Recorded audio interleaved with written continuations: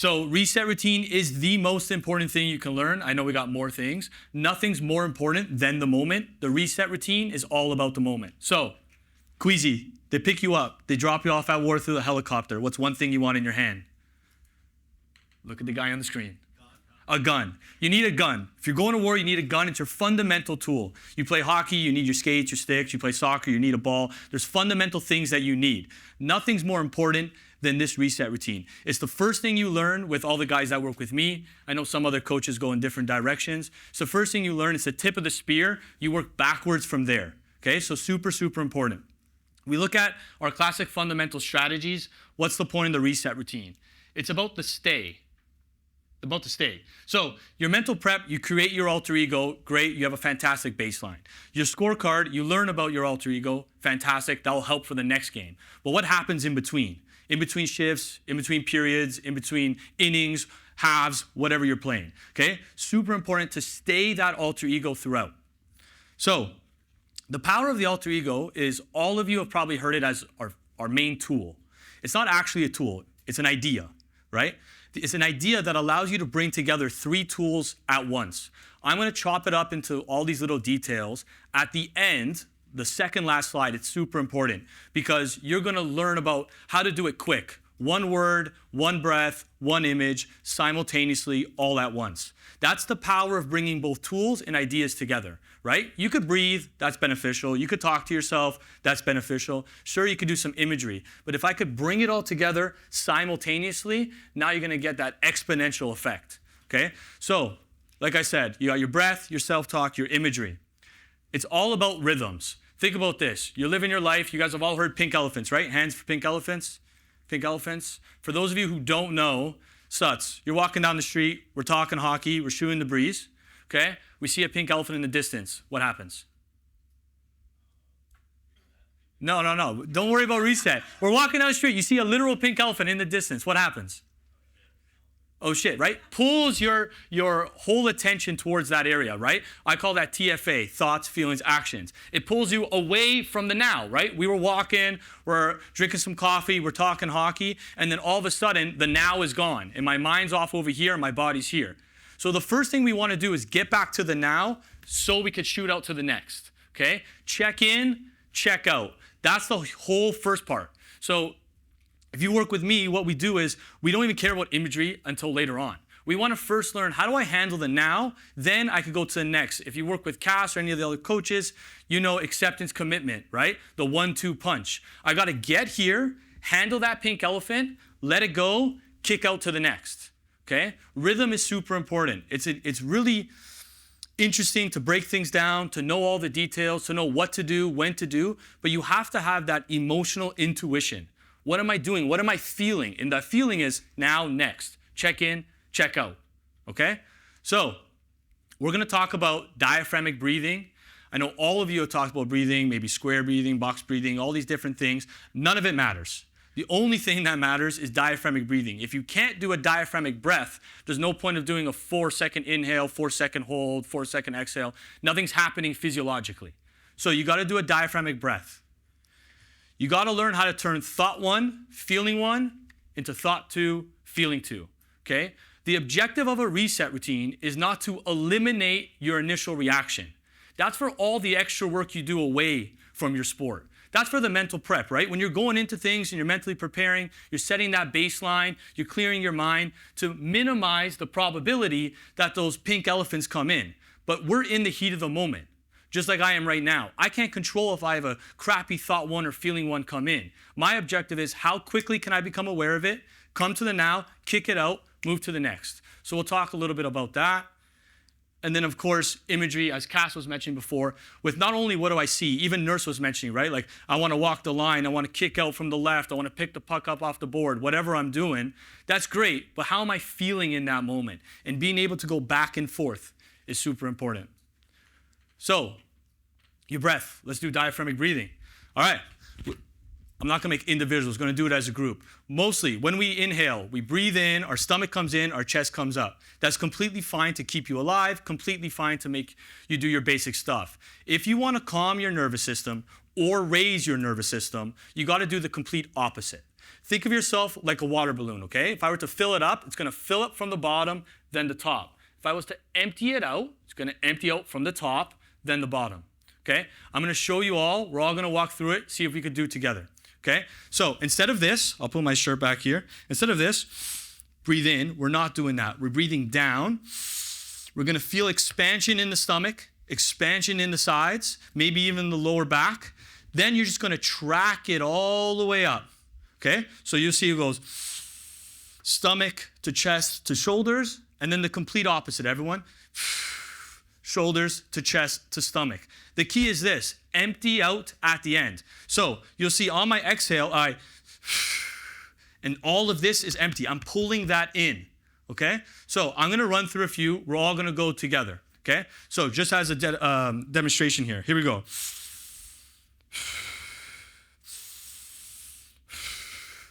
All right? So I want everyone to practice. We're going to do this for like 1 minute or so, nothing crazy. We're going to do a slow one. So I want you to think about like those moments where you're anxious, you're nervous, you're worried, you're frustrated. That arousal level's getting up. I want to start coming down, okay? What do? I take my breath. Maybe it's 1, maybe it's 3, maybe it's 5. It doesn't matter. So let's all breathe together. Let's just go with the first half of the inhale. I want everyone to breathe in. Try to see if they could feel their stomach, like sit up, sit nice. Try to see if you could feel your stomach kind of expand. Okay? So let's go on inhale. Everyone on their own time. Let's go. Don't be looking at me. Look at yourselves. Let's go. Okay? I want you just trying to feel the expansion of just your stomach first over and over and over again. Don't worry about anything else. Just exhale, then breathe in again. Feel your stomach expand. I could go around, I could help people out. Once you do that a few times, I want you to track it all the way up. I want you to breathe from your stomach into your chest, into your shoulders. You're gonna feel yourself fill all the way up. So just do the inhale. Try to do that. Let's get it going. I can see you guys, eh? So let's make it happen. Come on. Just a half, okay? So now, once you get the full inhale going, I want you to think about the exhale. The exhale, you're just doing the opposite. So you're going stomach, chest, shoulders, shoulders, chest, stomach, right? Out, up, down, down, in. Okay? So let's roll together. You ready? We're going to do full ones. We're going to go through a bunch of breaths. Let's go. 1, 2, 3. Inhale. Exhale. Shoulders, chest, stomach. Inhale. Exhale. Give me one more for 3. Here we go. Inhale. Exhale. Okay? That's your fundamental breath. There's nothing more important than having that system down. That's the thing that's going to allow your nervous system to calm down. Let's flip it a little bit and do the fast one. So anytime you ever felt, dejected, depressed, heavy, sad, I don't want to be here, I want to go home, screw this shit. When you have that feeling, what do? You do the exact same breath. The only difference is you do it fast. So instead of going, you go, same breath, same structure, just more intense. Everyone's ready? Showtime. Let's go. Here we go. Let's go. Inhale, exhale. Don't worry about anyone else. Go. Get some effort going. I hear no sounds. Get some effort going. Carry the team, Ryder. Do something. Do something. Okay? All right, good enough, good enough. You're going to pass out, all right? The objective is, what you want to do is, the fast one, you want to do sitting down, because it's not a common experience. You want to feel the head rush. You want to feel a little blush. You want to feel a little lightheaded, get that band going around your head.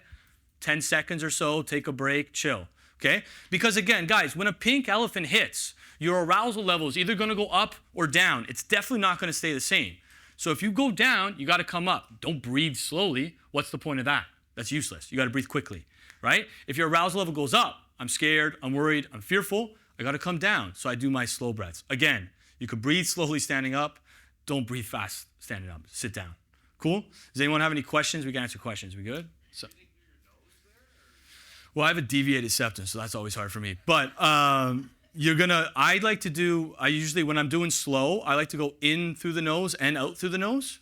Usually, I like to have that, they call it in yoga, that audible sound. They call it the water sound, kind of like a rush of water. When I'm doing the fast one, in nose, out mouth.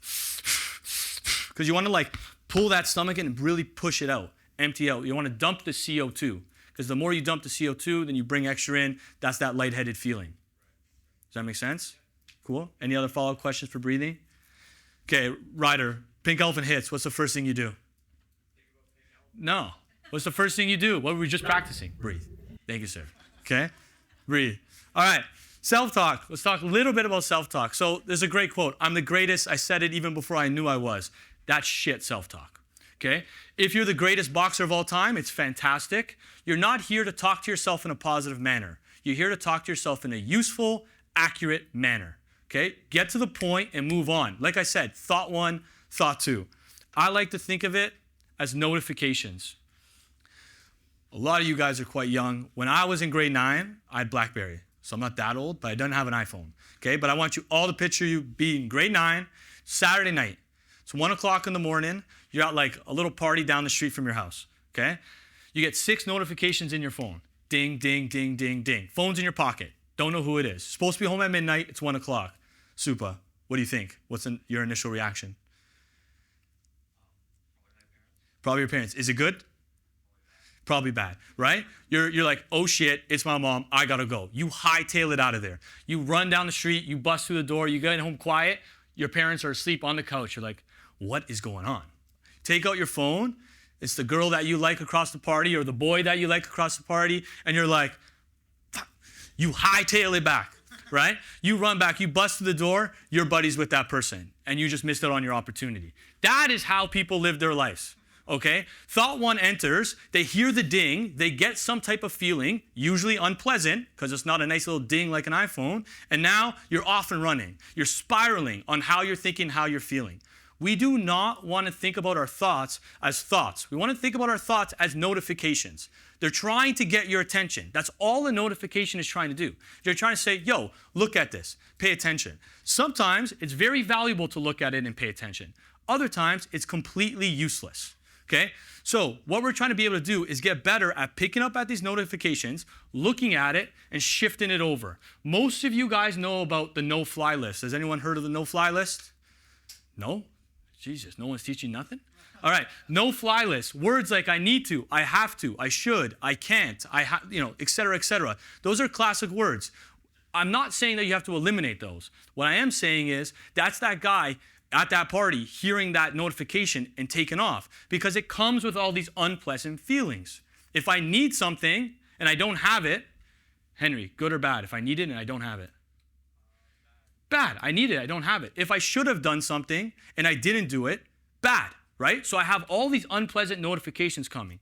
Your job is not to play a game or perform without these thoughts. Your job is you hear those no-fly words, you breathe, maybe slow, maybe fast, depending on the situation, and you turn your thought one into thought two, right? Simply put, right? This is surface level stuff, but simply put, you want to go to thought two. Things like, I want to, my goal is, my intention is, I choose to, I haven't yet. All your coaches likely have talked about this in some capacity or another, okay? So for self-talk, I can't stress this enough, guys. Do not think about changing your self-talk. Do not think about affirmations. Do not think about positivity. Think about how do I have a better relationship with the notifications? How do I not stop spiraling every time I get an unpleasant notification and instead stop, breathe, look, handle that now, kick it out, move to the next. Okay? Where does the next come in? Actually, before I go, questions on self-talk. We cool? Cool? Cool? All right. So, the imagery is about the next. If you guys ever watch good TV, this is caught from the movie Get Out. Fantastic scene, right? Huge. So how do you make a very vivid, very intense, culturally huge moment? Okay? Well, the way you do that is by making that scene as vivid as possible. All right. Marcello, how do humans take in information from the world around them? Through their senses. How many senses we got? Oh, he went to grade 3. There we go. So, okay, you got your 5 senses. That is how you intake information. Without those 5 senses, you have no way to process information, right? So how do great directors make great scenes?